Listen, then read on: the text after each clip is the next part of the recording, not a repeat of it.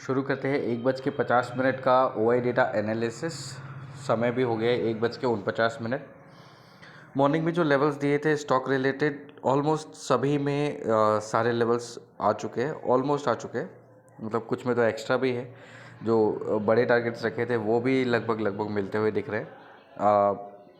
आप cross check कर सकते हैं अपने अपनी डायरीज़ में जो लेवल लिखे थे आपने उससे।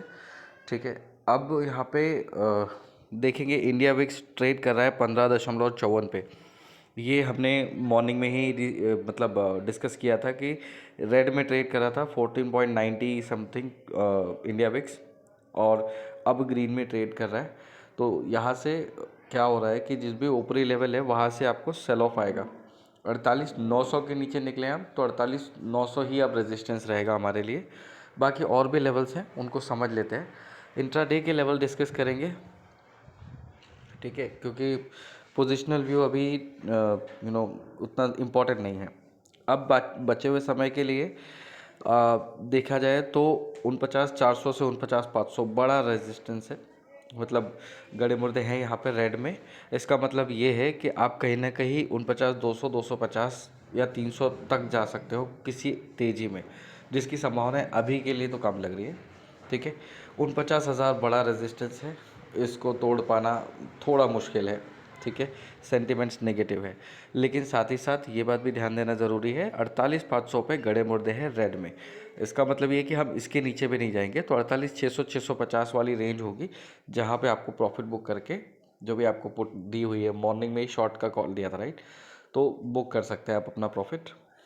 बाकी नई पोजीशंस के लिए आपको पॉइंट्स कम मिलेंगे तो देख कर समझ के बनाइएगा, है ना। बचे हुए समय में निफ्टी की बात करते हैं।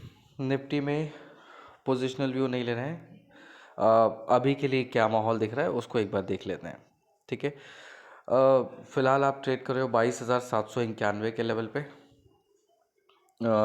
मॉर्निंग में ही बोल दिया था कि 22,700 का लेवल हम एक बार देख सकते हैं, somewhere around 9 o'clock I told.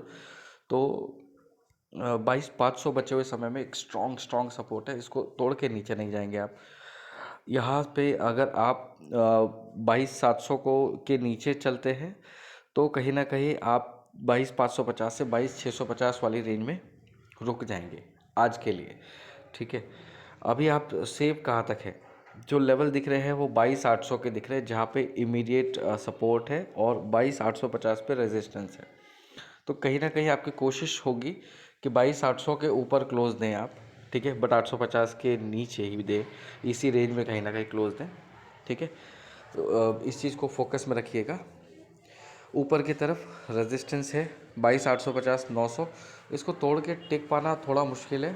ठीक है, इन केस कोई अच्छी खबर आ ही गई, जिसकी उम्मीदें कम है क्योंकि और बीच में सैटरडे संडे है तो ज़्यादा पोजीशंस कैरी होती नहीं है, इसलिए हम ऊपर के लेवल डिस्कस नहीं कर रहे हैं। बट इन एनी केस अगर कुछ चेंजेस होता है और हम 22,900 के ऊपर 15 मिनट्स का टाइम स्पेंड करते हैं तो मे बी प्रोबेबल क्लोजिंग 22,900 के ऊपर हो सकती है। अदरवाइज़ इसका संभावनाएं कम है क्योंकि हम 23,000 को तोड़ के नीचे ट्रेड करें।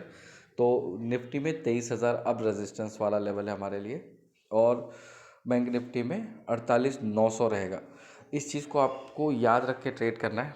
ठीक है, बाकी सेंसेक्स को कवर नहीं कर रहे हैं हम। तो कुछ और कोई क्वेरी हो, आपकी डाउट्स हो तो आप कमेंट में पूछ सकते हैं।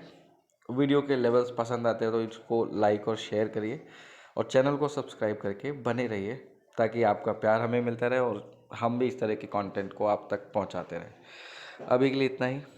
ठीक है, फिर मुलाकात होगी। कल सैटरडे संडे है, होमवर्क आपको मिल जाएगा, उस पर फोकस करिएगा। धन्यवाद।